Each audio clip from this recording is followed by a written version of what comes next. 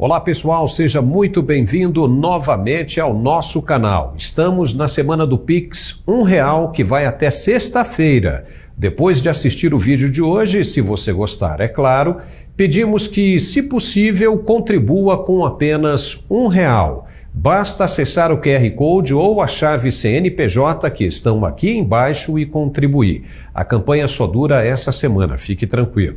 E esperamos muito contar com o seu apoio. E não se esqueça de se inscrever também no YouTube e compartilhar o máximo que puder. Obrigado. O papel das Forças Armadas na Constituição Federal, como já foi amplamente discutido, inclusive sobre o artigo 142, é, sem sombra de dúvidas, proteger a nação de uma ameaça externa ou interna que desequilibre a harmonia dos poderes. Já estamos vivendo tudo isso. Veja, se os militares gostam de dizer que só atuam dentro das quatro linhas, o que mais precisa ser feito para convencê-los da importância dos acontecimentos atuais? A esquerda espalha aos quatro cantos sua ideia de governo e avanços estratégicos para a reestruturação geopolítica da América Latina. Governantes como Nicolás Maduro, Alberto Fernandes, Gabriel Boric e Daniel Ortega, apenas como exemplo, não cabem em si de tanta felicidade pela vitória da esquerda no Brasil. Todos nós sabemos o que eles querem de verdade. Mais do que depressa, o argentino Fernandes tratou de se encontrar com Lula para garantir o seu quinhão. A presidenta de Honduras nem esconde o pires, já disse abertamente que irá à posse pedir recursos financeiros para fazer barragens em seu país. Isso está claro. Mas o pior e mais preocupante é a intenção por trás dos governantes latino-americanos. Primeiro falam em criar uma moeda única que deverá chamar peso real para funcionar como uma espécie de âncora financeira e puxar os fracassos econômicos desses países inteiramente nas costas dos brasileiros. E segundo, palavras dos esquerdistas eleitos, a realização do sonho de uma América do Sul unificada. E o que representa isso? Baixam-se as fronteiras brasileiras e permite-se a entrada de todos esses países que passariam a desfrutar de uma mesma soberania, ou seja, uma invasão disfarçada de todo o território nacional, com o apoio e autorização das autoridades brasileiras que passariam a ter em sua mesa de diretores, tomando decisões, senhores como esses presidentes que mencionamos. Seria uma tomada do Brasil e sua soberania. Já imaginou o senhor Maduro dando palpites nas decisões militares brasileiras? Seria até engraçado se não fosse pelo fato de que isso realmente poderá acontecer. Se os militares estão mesmo para defender o Brasil, como dizem, então fica difícil de acreditar que eles permitirão a queda das fronteiras e deixarão o país virar um enorme continente socialista. Tem chance disso acontecer? Não acreditamos, pois já existe muita gente grande no mundo que está em dependências futuras do Brasil, como do agronegócio, por exemplo, para permitir que uma manobra dessa magnitude avance e coloque todas as expectativas em risco. É muito interesse em jogo para deixar que o mapa do Brasil se modifique. Mas, caso insista na proposta, o primeiro passo da esquerda eleita, como já mostramos aqui, nas palavras de um cacique do partido, seria um enfraquecimento das Forças Armadas, como foi feito na Venezuela desde o tempo de Hugo Chávez. Se formaria uma única potência militar para controlar a fronteira do continente por inteiro. Dentro do país, qualquer um deles, teríamos apenas as guardas nacionais. Foi assim que aconteceu na extinta União Soviética. Erros atrás de erros, inflação escalonada, aumento da pobreza desenfreada e o achatamento do crescimento das economias regionais ou, como quiser, das províncias controladas pelo Estado. Se as Forças Armadas estão divididas, aqueles que ainda não aprenderam com as lições da geopolítica no leste europeu estão de olho no ganho pessoal, que amanhã se tornará em um pesadelo de perdas para filhos e netos, como é em Cuba, por exemplo. Lá, como na Venezuela, não há oposição ao governo. aquele que reclama das ações dos governantes é caçado, preso e torturado. Infelizmente, essa é a realidade do futuro que espera pelos brasileiros. Como ser diferente? Como querem que pensemos diferente se nesses lugares o que acontece é um fato e eles ainda contam com a simpatia e apoio dos brasileiros que estão voltando ao poder? Falamos aqui do soco que o judiciário, na pessoa de um desembargador do TRF-1 do Distrito Federal, deu no estômago do Exército Brasileiro essa semana. O magistrado proibiu a conclusão da compra de 98 blindados extraordinários que viriam da Itália. O pedido para o indeferimento partiu de um advogado ligado à esquerda que prestou serviços próximos ao governo da presidenta Dilma.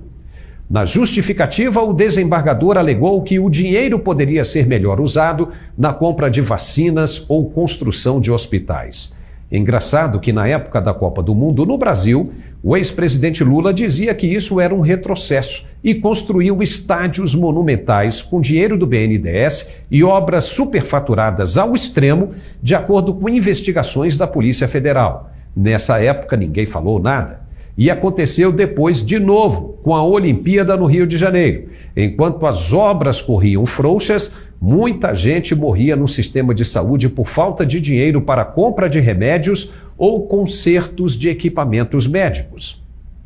Mas o que o desembargador talvez não tenha observado é que o dinheiro que seria usado para a compra dos blindados já tinha sido assegurado na elaboração do orçamento no final do ano passado.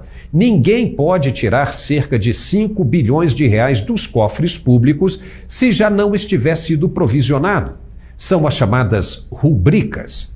Não se pode usar uma rubrica para custear ações de outra rubrica. Quando isso acontece, é pedalada fiscal e passível de punição e reprovação de contas pelo TCU. Foi o que resultou no impeachment da presidenta Dilma. Ela retirou de um lado e tentou cobrir usando rubricas de outro lado. Deu ruim e ela caiu. Portanto, o dinheiro da compra dos blindados não poderia ser usado para adquirir vacinas e nem construir hospitais. Seria crime, uma pedalada. O que aconteceu, na verdade, foi um reflexo das ações da Suprema Corte. Qualquer magistrado de tribunais menores, hoje em dia, pode se ver no direito de interferir no executivo, exatamente como fazem os maiores. Mas os militares já recorreram. Na noite de terça-feira, o TSE proclamou os eleitos como presidente e vice-presidente, depois de aprovar as contas de campanha apresentadas. A diplomação agora é o segundo passo marcado para o dia 12, segunda-feira. Há quem diga que muita água ainda vai correr por baixo dessa ponte, principalmente por causa da Portaria 5.807, de 28 de novembro de 2022, que trata da mobilização das tropas militares pelo território nacional, principalmente no que tange às fronteiras. É um documento bastante longo e muito detalhado que traz em seu capítulo 4 da mobilização militar, no parágrafo 4.12, o seguinte: em caso de escalada da crise em direção a um conflito armado decorrente de agressão estrangeira, será empreendido pelo Estado um conjunto de atividades no que se refere à expressão militar, com a ativação da respectiva estrutura militar de defesa. Dependendo do vulto da ameaça a ser contraposta, a mobilização militar precisará valer-se da mobilização nacional para a complementação da logística, buscando nas demais expressões do poder nacional os recursos logísticos levantados previamente nos diversos níveis de planejamento de operações militares, a fim de permitir o cumprimento dos objetivos planejados. Veja que isso é uma preparação para o que as forças admitem ser uma possível invasão por parte de países fronteiriços. E por quê? Por que eles poderiam invadir o Brasil? E por que as Forças Armadas estão tão preocupadas ao ponto de emitirem uma portaria? Seja lá o que for, dia 12 é a diplomação e dia 22 o Congresso Nacional entra em recesso. Se os militares entenderem que o país entrou em um estado de guerra, como na portaria que mencionamos, Depois que os parlamentares saírem para o recesso de fim de ano, eles vão precisar apenas da assinatura do presidente do Congresso para entrar em ação. Quando os parlamentares regressarem, depois de 2 meses, é que eles vão validar ou não as ações militares. Mas aí, o que tiver de acontecer, já terá acontecido. Portanto, é interessante, muito interessante, continuar analisando os passos e toda a manobra estratégica presente na nossa atualidade. Muitos, sem conhecer, podem dizer que tudo isso é uma fantasia ou teoria da conspiração, mas é só prestar atenção nos fatos e analisar. Contra eles, não há argumentos. Se você gostou desse vídeo, por favor, contribua com nossa campanha do Pix R$1. Basta acessar a chave CNPJ aqui embaixo e contribuir com R$1 apenas. A campanha vai até sexta-feira. E não se esqueça de se inscrever no YouTube também e compartilhar o máximo que puder. Muito obrigado e até a próxima.